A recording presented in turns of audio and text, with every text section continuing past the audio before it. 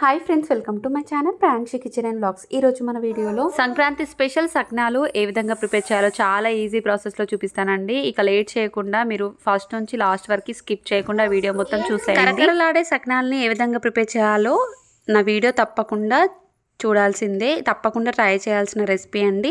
ఈ సంక్రాంతికి నా వీడియో మొత్తం స్కిప్ చేయకుండా చూసి సగ్నాలను ఏ విధంగా ప్రిపేర్ చేశానో పర్ఫెక్ట్ మెజర్మెంట్లో చూపిస్తున్నాను కాబట్టి తప్పకుండా చూసి ట్రై చేసి మీకు ఎలా కుదిరిందో కమెంట్ బాక్స్లో తెలియజేయాలి. మన ఛానల్ని సబ్స్క్రైబ్ చేయని వారు ఉంటే సబ్స్క్రైబ్ చేసుకోండి, పక్కన ఉన్న బెల్ని యాక్టివేట్ చేసుకుంటే నేను పెట్టే ప్రతి నోటిఫికేషన్ మీకే ఫస్ట్ వస్తుంది. ఇక లేట్ చేయకుండా కరకరలాడే సగ్నాలని ఏ విధంగా ప్రిపేర్ చేయాలో చూసేద్దాం. సగ్నాలు చేయడానికి ఈజీ ప్రాసెస్లో గ్లాస్ మెజర్మెంట్లో నేను చూపిస్తున్నాను.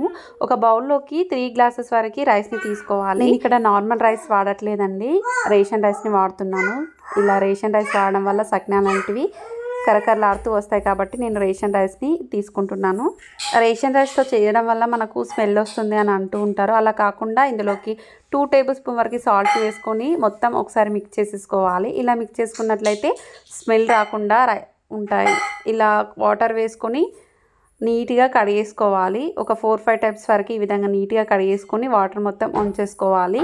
ఇలా వాటర్ మొత్తం ఉంచేసుకొని రైస్ మునిగేంత వరకు వాటర్ని వేసుకొని ఓవర్ నైట్ మొత్తం నానబెట్టేసుకోవాలి. నెక్స్ట్ డే మనం ఓపెన్ చేసి చూద్దాం. రైస్ అనేటివి నానిపోయి ఉంటాయి. వీటిని ఒకసారి మనం మరొకసారి 2 టైమ్స్ వరకు ఫ్రెష్ వాటర్ని వేసుకొని కడిగేసుకోవాలి. ఈ విధంగా ఎక్కువసార్లు కడగడం వల్ల ఆ సగ్నాటివి వైట్ కలర్లో వస్తాయి కాబట్టి ఈ విధంగా కడిగేసుకోవాలి. నేను ఆల్రెడీ ఈ రైస్ని కడిగేసుకున్నాను. ఇలా కడిగిన రైస్ని మనం డ్రైన్ అవుట్ చేసేసుకోవాలి. వాటర్ మొత్తం పోయేంత వరకు స్ట్రైనర్లో వేసేసుకొని అలాగే ఒక 5 మినిట్స్ వరకు అలాగే ఉంచేసుకోవాలి.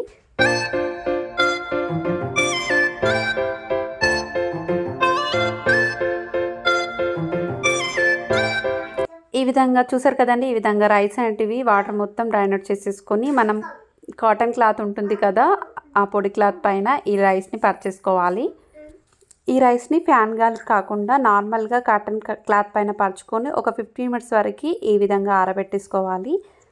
పూర్తిగా ఆరబెట్టేసుకోకూడదు, మొత్తం డ్రై అవ్వకూడదు, చేతికి తడి అనేది తగలాలి. అలా అయ్యేంత వరకు ఆరబెట్టేసుకోవాలి.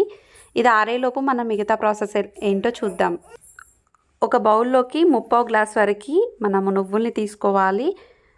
మనం ఇక్కడ 3 గ్లాసెస్ వరకు రైస్ని తీసుకున్నాం కదా, 1/2 గ్లాస్ కంటే కొంచెం ఎక్కువగా నువ్వుల్ని తీసుకోవాలి. 1 కేజీ రైస్ తీసుకున్నామంటే 1/2 కేజీ వరకు నువ్వుల్ని తీసుకోవాలి. నువ్వులంటివి కాస్త ఎక్కువగానే తీసుకుంటే చాలా బాగుంటుంది. నేను ఇక్కడ 3/4 గ్లాస్ వరకు నువ్వుల్ని తీసుకున్నాను. ఇందులోనే 2 టేబుల్ స్పూన్ వరకు వామును వేసుకోవాలి. ఇలా వాములు వేసుకొని మొత్తం కడిగేసుకోవాలి. ఇలా కడగడం వల్ల దాంట్లో ఉన్న డస్ట్ మొత్తం వెళ్ళిపోతుంది కాబట్టి ఈ విధంగా కడిగేసుకోవాలి. ఇలా కడిగేసుకున్న దాన్ని స్ట్రైనర్లో వేసుకొని వాటర్ మొత్తం పోయేంత వరకు డ్రైన్ అవుట్ చేసేసుకోవాలి. ఇప్పుడు మనం రైస్ అనేటివి ఆరిపోయలేవో చూద్దాం. చూసారు కదండి, చేతికి అనేది తడి అనేది తగలాలి.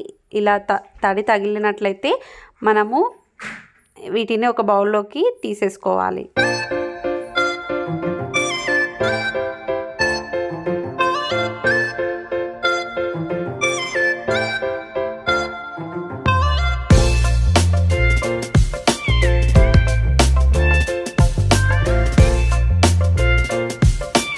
చూసారు కదండి, నేను ఈ విధంగా మొత్తం బౌల్లోకి రైస్ని తీసేసుకున్నాను. కొద్దిగా రైస్ని తీసుకుంటూ మిక్సర్ జార్లోకి వేసేసుకోవాలి. ఎక్కువగా వేసేసారంటే మిక్సీ పట్టడానికి కష్టం అవుతుంది కాబట్టి కొద్దిగా మిక్సర్ జార్లోకి రైస్ని వేసుకుంటూ మిక్సీ పట్టేసుకోవాలి. మిల్లుకు పట్టించాలి అని అంటే కొంచెం పిండిని సాఫ్ట్గా పట్టించుకోవాలి.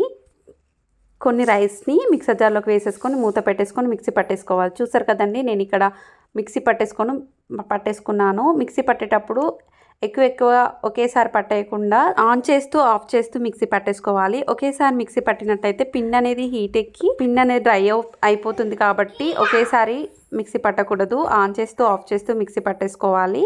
పిండి అనేది హీట్ ఎక్కినట్లయితే సగ్నాలు కూడా గట్టిగా అవుతాయి కాబట్టి పిండి అనేది హీట్ ఎక్కకుండా చూసుకోవాలి. అందుకే ఆన్ చేస్తూ ఆఫ్ చేస్తూ మిక్సీ పట్టేసుకోవాలి.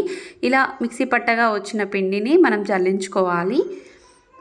చూసారు కదండి, ఈ విధంగా జల్లించుకున్న పిండిని ఆరిపోకుండా ఈ విధంగా ప్రెస్ చేసుకోవాలి.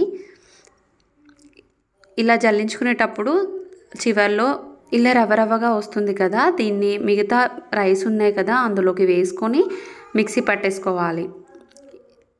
సేమ్ ఇదే విధంగా మిక్సీ పట్టేసుకొని జల్లించుకోవాలి. ఇలా జల్లించుకున్న పిండిని ఇలా ప్రెస్ చేసేసుకొని ఆరిపోకుండా మూత పెట్టేసుకోవాలి. ఇప్పుడు ఇందులోకి 1 టేబుల్ స్పూన్ వరకు సాల్ట్ని వేసుకోవాలి. నేను ఇక్కడ 1.5 టేబుల్ స్పూన్ వరకు సాల్ట్ని వేస్తున్నాను. మీరు సాల్ట్ ఎక్కువగా తినేవారైతే చూసుకొని మరి టేస్ట్ చూసుకొని మరి సాల్ట్ వేసుకోవాలి. ఇప్పుడు ముందుగా కడిగి పెట్టుకున్న నువ్వులు, వాము ఉంది కదండి, వాటిని ఇందులో వేసేసుకొని మొత్తం ఒకసారి కలిపేసుకోవాలి.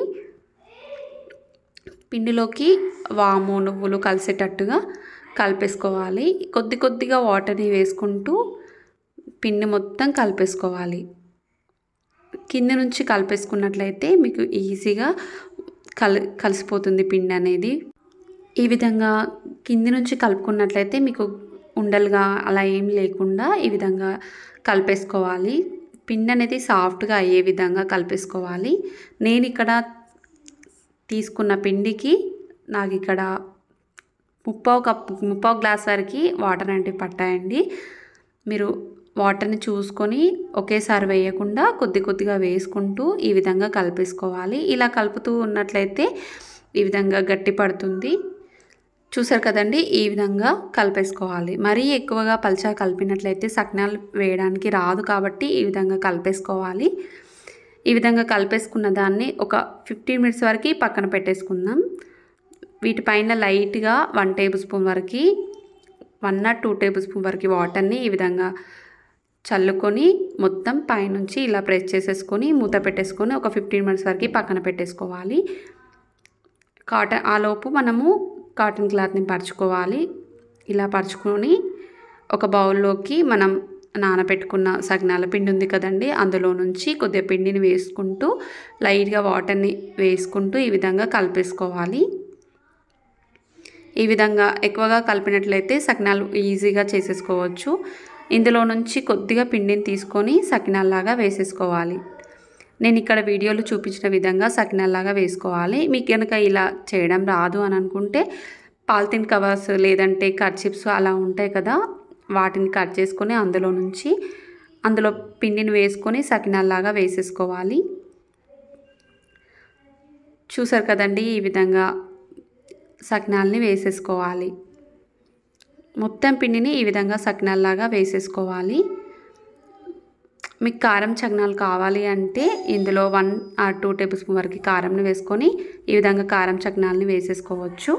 ఈ విధంగా సకినాలు మొత్తం ఈ పిండిని మొత్తం సకినాల్లాగా వేసేసుకోవాలి. ఒక 1/2 అవర్ పాటు ఆరబెట్టేసుకోవాలి. ఫ్యాన్ గాలికి కాకుండా నార్మల్గా ఆరబెట్టేసుకోవాలి.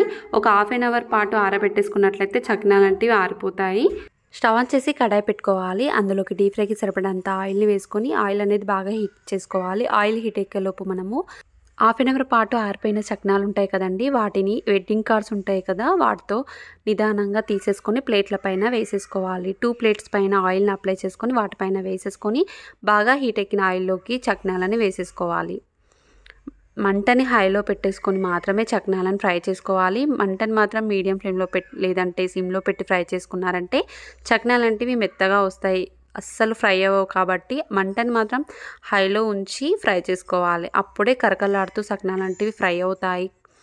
కాబట్టి ఇలా ఫ్రై చేసుకోవాలి. మంచి కలర్ వచ్చేంత వరకు ఫ్రై చేసుకోవాలి. మరీ ఎక్కువగా ఫ్రై అవ్వకూడదు. ఈ విధంగా లైట్గా గోల్డెన్ షేడ్ వచ్చింది అంటే తీసేసుకోవాలి. ఈ విధంగా లైట్గా కలర్ అయితే సరిపోతుంది. మీకు చూస్తుంటేనే తెలిసిపోతుంది ఫ్రై అయ్యాయో లేవో అనేది. ఈ విధంగా లైట్గా కలర్ చేంజ్ అయ్యి క్రిస్పీగా అయ్యేంత వరకు ఈ విధంగా ఫ్రై చేసుకోవాలి. ఒకేసారి ఆయిల్లో వేసిన వెంటనే పక్కకు టర్న్ చేసుకోకూడదు. ఇవి లైట్గా ఫ్రై అయిన తర్వాత మెల్లగా ఒక్కొక్కటిగా తీసుకుంటూ ఈ విధంగా ఆయిల్లో వేసేసుకోవాలి. ఒకేసారి ఎక్కువగా వేసి ఫ్రై చేయకూడదు. ఆయిల్లో పట్టే విధంగానే ఒక 4-5 వరకు వేసుకొని ఈ విధంగా మీ మంటని హైలో ఉంచి ఫ్రై చేసుకున్నారంటే సకినాలు అనేటివి బాగా ఫ్రై అవుతాయి. చూసారు కదండి, క్రిస్పీగా కరకలాడుతూ సకినాలు అనేటివి రెడీ అయ్యాయి. ఇలా సేమ్ ఇదే విధంగా మిగతా సకినాలని కూడా ఈ విధంగానే హై ఫ్లేమ్లో ఫ్రై చేసుకున్నారంటే కరకరలాడే సకినాలు అనేటివి రెడీ. చూసారు కదండి, గ్లాస్ మెజర్మెంట్లో నేను ఏ విధంగా చూపించానో మీరు కూడా నేను చూపించే పద్ధతిలో మీరు కూడా ట్రై చేశారంటే బిగినర్స్ కూడా చాలా ఈజీగా చేసేసుకోవచ్చు. చాలా అంటే చాలా ఈజీ ప్రాసెస్లో చూపించాను కాబట్టి తప్పకుండా వీడియో మొత్తం స్కిప్ చేయకుండా చూసి ట్రై చేసి మీకు ఎలా కుదిరిందో కామెంట్ బాక్స్లో తెలియజేయండి. మరిన్ని సంక్రాంతి స్పెషల్ రెసిపీస్ని నేను ఆల్రెడీ వీడియోలో యూట్యూబ్ ఛానల్లో అప్లోడ్ చేసేసాను. చూడని వారైతే చూసి ఈ సంక్రాంతి పండగకి ఎంజాయ్ చేసేయండి. ఇవే కాదండి, నాన్ వెజ్ రెసిపీస్ని కూడా అప్లోడ్ చేశాను. చూడని వాళ్ళైతే చూసేయండి, ట్రై చేయండి. ట్రై చేసిన వెంటనే కమెంట్ బాక్స్లో తెలియజేయండి. మా ఛానల్ తప్పకుండా సబ్స్క్రైబ్ చేయమంటే సబ్స్క్రైబ్ చేసుకోండి. పక్కనే ఉన్న బెల్ని యాక్టివేట్ చేసుకున్నారంటే నేను పెట్టే ప్రతి నోటిఫికేషన్ మీకే ముందు వస్తుంది. Thank you for watching. Bye friends.